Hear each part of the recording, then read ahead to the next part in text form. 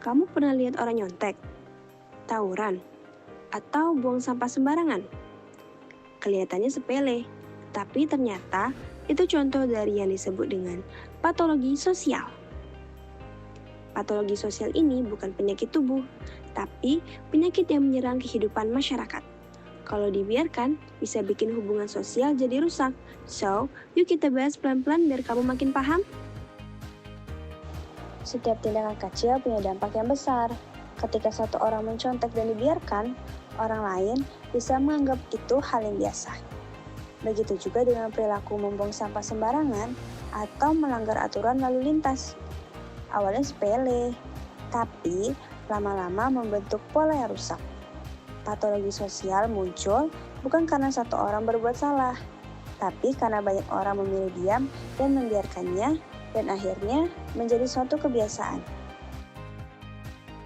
Bayangkan kalau setiap hari kita melihat pelanggaran kecil tanpa menegur. Lama-lama, norma sosial kehilangan kekuatannya. Nilai kejujuran, disiplin, dan tanggung jawab bisa hilang perlahan. Oleh karena itu, memahami patologi sosial bukan sekedar tahu pengertiannya, tapi juga sadar bagaimana perilaku kita ikut membentuk lingkungan sosial. Pengertian dan contoh. Patologi sosial berasal dari kata patologi yang berarti penyakit. Kalau dibawa ke dunia sosial, artinya penyakit yang terjadi dalam kehidupan masyarakat.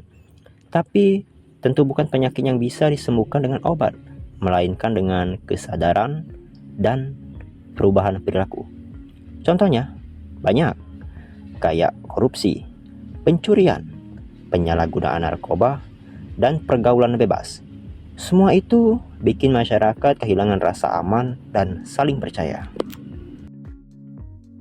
Kalau kamu perhatikan, bentuk patologi sosial bisa berubah seiring waktu. Dulu, orang sering bicara soal kejahatan di jalan atau pencurian. Sekarang, masalah sosial bisa muncul lewat dunia digital. Misalnya, penyebaran berita palsu, perundungan di media sosial, atau perilaku konsumtif yang berlebihan karena ingin terlihat kaya di dunia maya. Semuanya termasuk bentuk penyimpangan dari sosial yang sehat. Patologi sosial modern sering lebih halus dan sulit terlihat. Kadang dibungkus alasan hiburan atau kebebasan berekspresi. Padahal dampaknya tetap sama. Membuat masyarakat kehilangan kepercayaan, menumbuhkan egoisme, dan melemahkan solidaritas. Artinya, kita perlu peka. Jangan sampai teknologi membuat kita buta pada nilai kemanusiaan. Nah, perilaku menyimpang ini nggak muncul begitu aja. Biasanya berawal dari masalah sosial yang tidak terselesaikan. Masalah sosial ini kayak akar yang pelan-pelan tumbuh dan menimbulkan penyakit di masyarakat. Misalnya, kemiskinan, pengangguran, atau ketimpangan ekonomi. Kalau dibiarkan, orang bisa frustasi dan akhirnya melakukan hal-hal yang melanggar norma. Dan dari sinilah penyakit sosial mulai muncul. Masalah sosial ibarat benih yang dibiarkan tumbuh di tanah yang tandus. Kalau lingkungan tidak sehat, seperti minim kesempatan kerja, pendidikan rendah, dan kesenjangan makin lebar, maka perilaku menyimpang mudah sekali untuk tumbuh. Kemiskinan bukan hanya soal uang, tapi juga soal rasa putus asa. Ketika seseorang merasa tidak punya harapan, maka pelanggaran norma jadi jalan pintas. Disinilah pentingnya empati dan juga keadilan sosial. Karena penyakit sosial tidak bisa disembuhkan hanya dengan hukuman, tapi memperbaiki akar masalahnya. Bayangkan saja masyarakat itu seperti tubuh manusia. Kalau satu bagian sakit, seluruh tubuh ikut juga merasakan. Begitu juga dengan masyarakat. Kalau ada satu kelompok yang terpinggirkan, dampaknya bisa dirasakan oleh semua orang. Eits, tapi tunggu dulu. Gak semua perilaku yang berbeda itu disebut dengan menyimpang. Ada yang namanya deviasi sosial dan juga diferensiasi sosial. Deviasi sosial itu perilaku yang gak sesuai dengan norma yang berlaku di masyarakat. bisa negatif seperti kriminalitas, tetapi juga positif seperti menentang kebiasaan yang tidak adil. Pendidikan bukan sekedar pelajaran di kelas, tapi juga pembentukan karakter di rumah dan juga lingkungan. Anak-anak belajar bukan hanya dari buku, tapi dari contoh nyata orang dewasa di sekitarnya. Kalau mereka melihat kejujuran, kerja keras, dan saling menghargai, maka nilai itu akan tertanam kuat dalam diri mereka. Selain itu, masyarakat juga punya peran penting.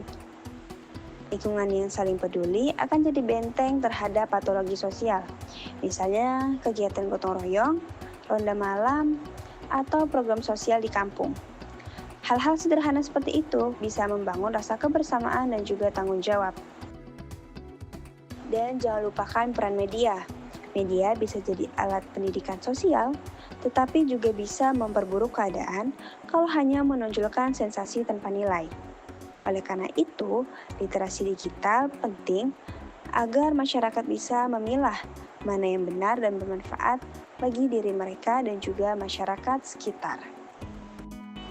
Jadi intinya, pencegahan patologi sosial butuh kerjasama, baik dari pemerintah, sekolah, keluarga, dan individu punya tanggung jawab masing-masing.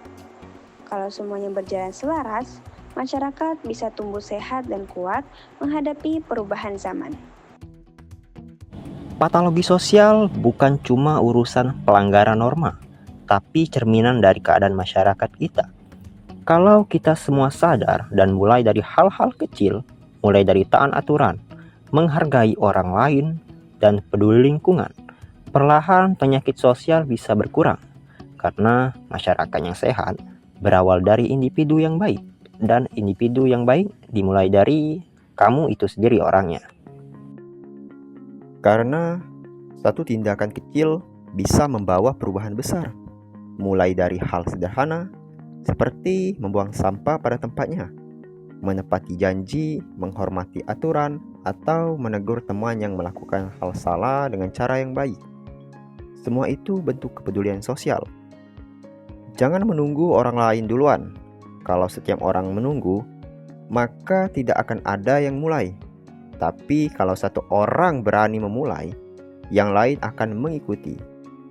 Patologi sosial bisa muncul di mana saja, tapi kesadaran sosial juga bisa tumbuh di mana saja. Contohnya dari ruang kelas, rumah, jalanan, sampai dunia maya. Selama ada niat untuk memperbaiki, masyarakat bisa punya harapan untuk sembuh. Karena bangsa yang kuat bukan diukur dari gedung yang tinggi atau teknologi canggih, tapi dari sikap warganya yang jujur, peduli, dan bertanggung jawab.